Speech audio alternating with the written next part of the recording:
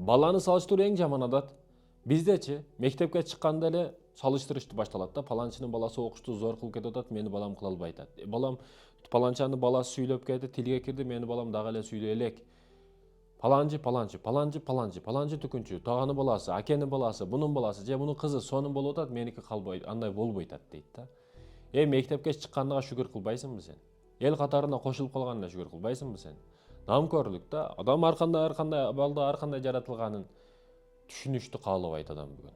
Баласын салыштырып эт, ага буга аны жек көрүп калат салыштырып аткан адамыңды.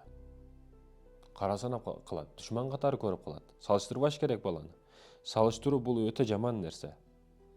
Биз ушинтип салыштырып балабыздын жерге башы менен тыгып коебуз дагы, балам качан асманда учасың дейбиз да.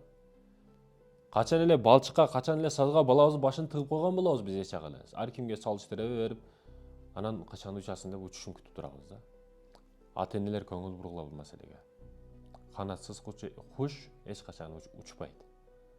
Балаңа канат болгонду үйрөн.